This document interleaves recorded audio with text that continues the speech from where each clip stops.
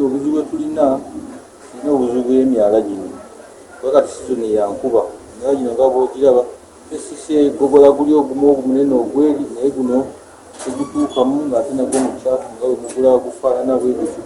So tufunye okweraliikirira enkuba bw'enaatonnya ng'enkuba eyatonnya embaali egenda kuyisiba obi amazzi agenda kuyingirira abantu ate n'abantu ng'obwo nabo tebeekubiriza baddira kasasiro olinaala totukuŋŋanya kasasiro naye nd'emmotoka emutwale nabo bamuzza muwala.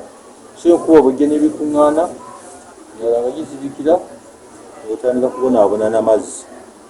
Abatuuze temulinayo bulungi bwansi omulongooseza lunaku myala gya njawulo. Abatuuze ng'abatuuze bennyini obwotegeka nti tugenda kulongoosa bulungi bwansi ffe abatuuze ba muno b'omutuuze ba Muddo bizoni tebakkiriza tebakyagala era okaayana nabo ne muyombagana ne bakukyawa naye ng'ate oli ku kituufu ate nga kiyamba bo bennyini naye nabo si bangu. Kiikirira mu luka gwa Makerere 3 Kawempe Urban Council oba Wanene Kawempe.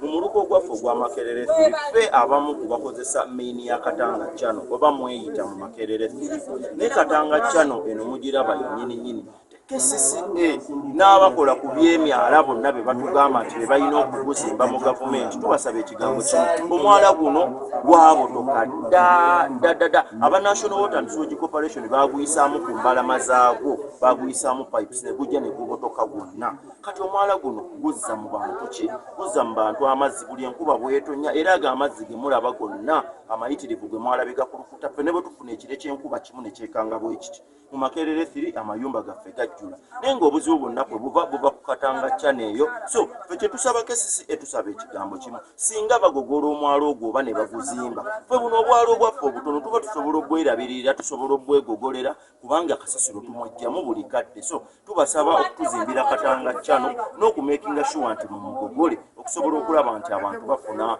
embeera ennungi n'amayumba amazzi ga obutabagenda. Download the app on App Store or Google Play Store now. Vision Digital Experience, the future of media.